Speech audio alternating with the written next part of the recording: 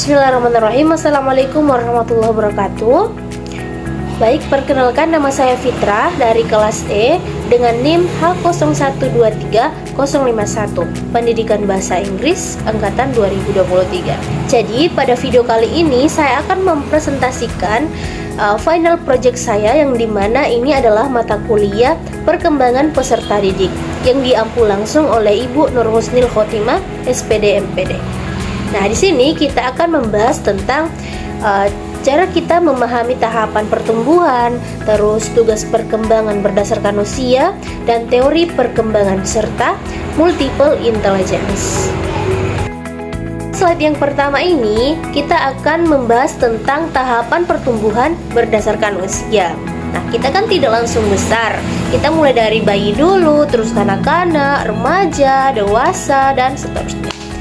Nah, yang pertama bayi itu usia 0 sampai 2 tahun, yang dimana perkembangan fisiknya sudah mulai pesat. Terus perkembangan motorik ini yang dimaksud adalah bayi sudah bisa mulai merangkak di usia minimal 1 tahun.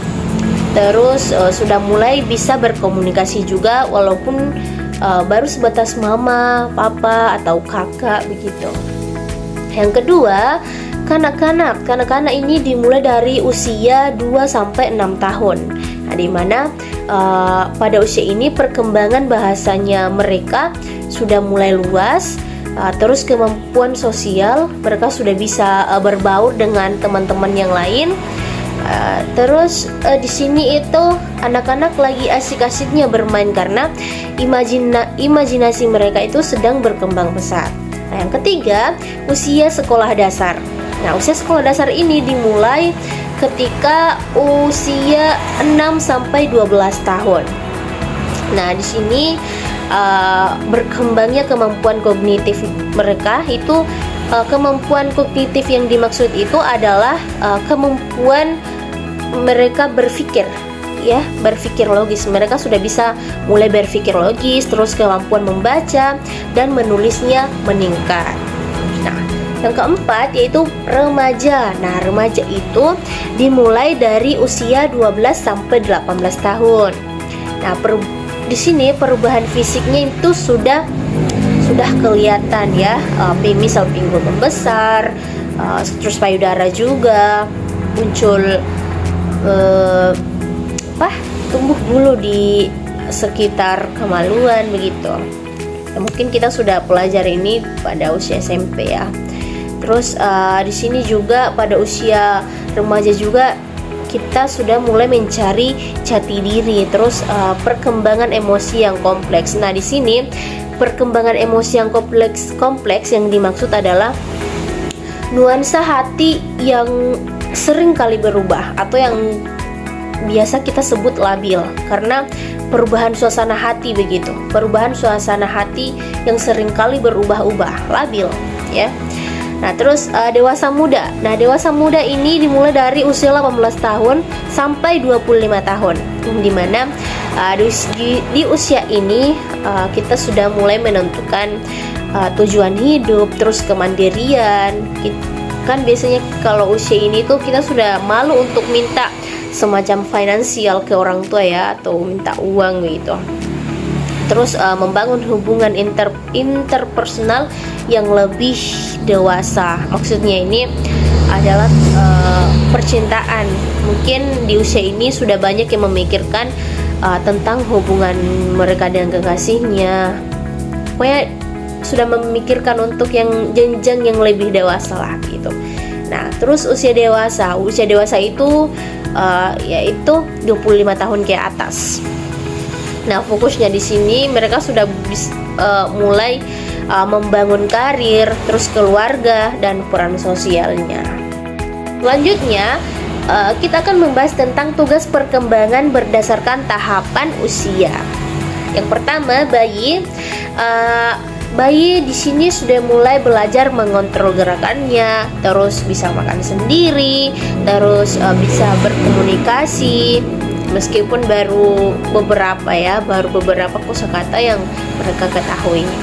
Nah, terus masa kanak-kanak, berkembangnya mereka itu sudah mulai belajar berbahasa, terus berteman, dan mengembangkan kemandirian. Yang biasanya kita pakaikan baju, nah mereka tuh sudah tidak dipakaikan baju lagi begitu, mereka sudah mandiri gitu. Nah, terus di usia sekolah dasar, nah di sini perkembangan mereka itu belajar, mereka tuh sudah bisa mulai belajar membaca, belajar menulis dan berhitung, serta berinteraksi sesama temannya ataupun orang lain. Terus dewasa muda, nah perkembangan di sini sudah mulai membangun karir, terus keluarga, dan sudah bisa mempunyai kemandirian finansial. Nah, terus dewasa, di usia dewasa yaitu umur 25 tahun ke atas ya. Nah, di sini mereka mulai membangun dan memelihara hubungan keluarga dan sosial, terus berkontribusi pada masyarakat. Saat ini kita akan membahas tentang teori perkembangan menurut para ahli. Nah, yang pertama ada teori Piaget. Nah, teori Piaget ini berfokus pada tahapan perkembangan kognitif yang dilalui anak. Nah, teori ini yakin bahwa tahapan perkembangan kognitif itu terjadi secara bertahap dan universal. Nah, dia yakin bahwa semua anak ini melalui yang namanya perkembangan kognitif, meskipun kecepatannya berbeda-beda. Ada yang lambat dan ada juga yang cepat sekali berkembang. Nah, perkembangan kognitif yang dimana yaitu mulai dari perkembangan sensori motor. Sensori motor itu maksudnya di sini anak-anak sudah bisa mulai meraba, terus menghisap, memegang. Nah, seperti itu. Terus proses praoperasional itu anak-anak sudah bisa mulai, ini praoperasional usianya dari 2 sampai 7 tahun ya. Jadi anak-anak itu sudah bisa menuangkan idenya meskipun melalui simbol, misal sudah bisa mulai coret-coret, terus gambar-gambar, misal dia gambar ini ayahnya, terus bundanya, seperti itu. Nah, terus operasional konkret itu dari usia 7 sampai 11 tahun sebenarnya sudah bisa mulai berpikir logis, tetapi hanya yang di sekitarnya saja, apa yang dia lihat itu ya itu yang dia tahu. Terus operasional formal ini anak-anak sudah bisa mulai berpikir logis, terus sudah bisa menyelesaikan masalah, terus sudah berpikir secara sistematis juga. Nah, teori yang kedua itu teori Vygotsky. Nah, dia itu fokus pada peran lingkungan sosial, yaitu fokus pada lingkungan sosial dan budaya dalam perkembangan kognitifnya. Seperti itu. Nah, selanjutnya kita akan membahas tentang multiple intelligence, yang mana teori ini dikembangkan oleh Howard Gardner. Nah, teori ini menyatakan bahwa manusia memiliki berbagai jenis kecerdasan, bukan hanya satu kecerdasan yang umum yang diukur oleh IQ tradisional, bukan ya.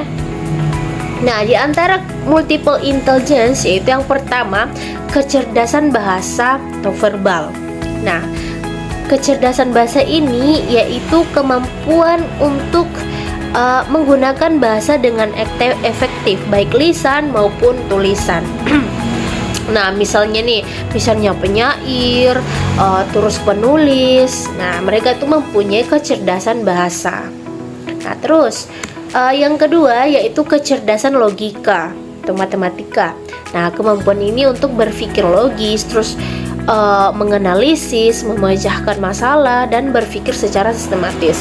Nah, pasti teman-teman punya kan yang teman yang sangat jago matematika. Nah, mereka itu mempunyai kecerdasan logika. Makanya jangan heran kalau mereka itu pintar di bidang itu. Nah, misalnya ini juga seorang ilmuwan dan programmer. Nah, mereka itu mempunyai kecerdasan logika. Nah, yang ketiga kecerdasan spasial atau visual. Nah, kemampuan ini untuk memahami dan memanipulasi ruang dan gambar. Nah, misalnya seorang arsitek dan seniman. Nah, terus yang keempat, kecerdasan kinestik tubuh. Nah, kemampuan untuk mengontrol gerakan tubuh yang menggunakannya secara efektif. Nah, jadi misal kalian nih lihat atlet yang sangat-sangat pandai lah, atau kayak cakap dalam bidang itu. Nah, mereka tuh mempunyai yang namanya kecerdasan kinestik. Nah, mereka tuh jago di bidang itu loh, begitu. Nah, terus kecerdasan musik atau ritmis. Nah, kecerdasan kemampuan untuk memahami dan menciptakan musik, misalnya seorang musisi, terus penyanyi, terus konduktor juga. Nah, jadi mungkin ada teman kalian atau teman yang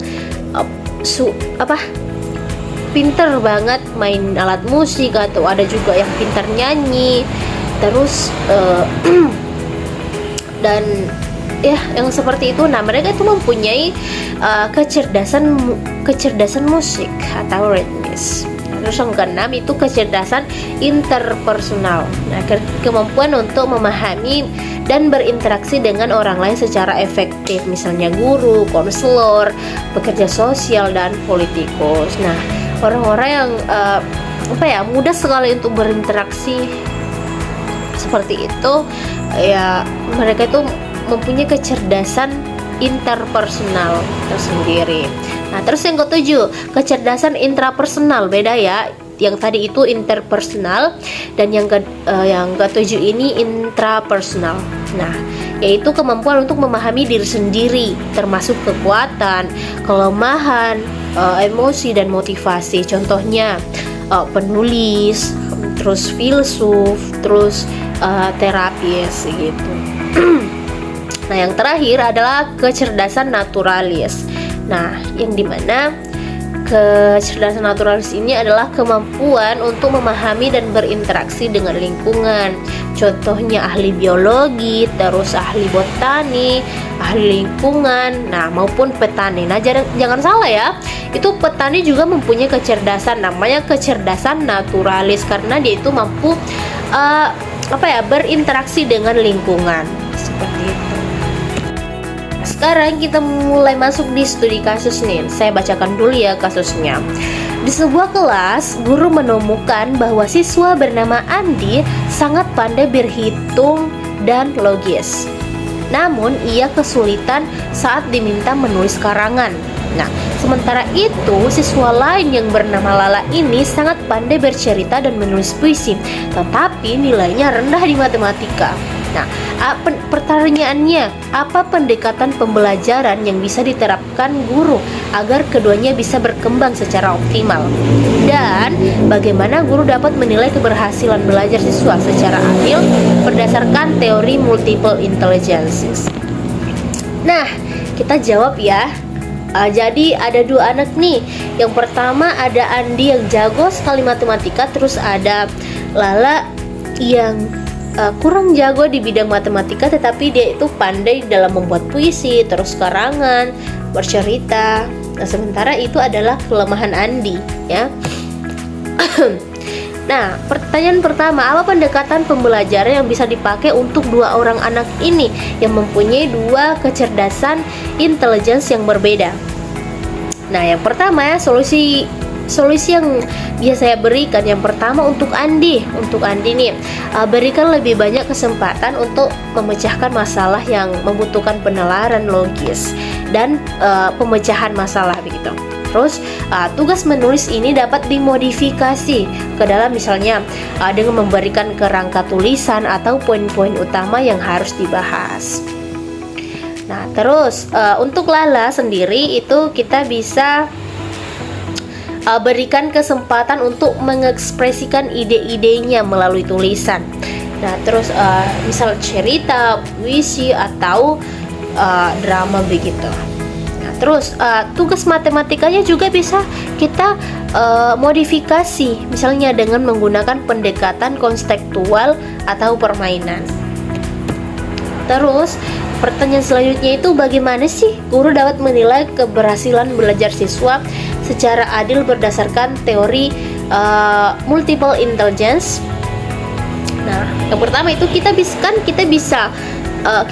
punya banyak beragam metode penilaian. Nah, misalnya presentasi, terus portofolio, project, dan observasi. Ini tuh memungkinkan untuk guru menilai berbagai kecerdasan di sini. Nah, terus yang kedua itu kita fokus pada perkembangan individu siswa, bukan hanya pada nilai akhir. Nah, berikan juga umpan balik yang konstruktif dan spesifik untuk membantu siswa meningkatkan kemampuan mereka. Jadi kita tidak hanya berfokus pada ujian akhir ya, tetapi kita juga berfokus pada perkembangan individu anak-anak. Nah, sebagai kesimpulan, setiap individu berkembang secara unik melalui berbagai tahapan usia yang dipengaruhi oleh berbagai faktor dan memiliki kecerdasan yang beragam. Nah, pemahaman tentang tahapan perkembangan, terus teori-teori perkembangan dan keberagaman kecerdasan atau multiple intelligence yang sudah kita bahas tadi sangat krusial bagi pendidik dan orang tua dalam menciptakan lingkungan belajar dan tumbuh kembang optimal dan adil bagi setiap anak. Nah, itu saja. Mungkin itu saja dari saya. Terima kasih sudah menonton dan saya ucapkan banyak-banyak terima kasih atas perhatiannya. Wassalamualaikum warahmatullahi wabarakatuh. Semoga penjelasan saya ini bisa dipahami dan bermanfaat bagi teman-teman semua. Bye bye.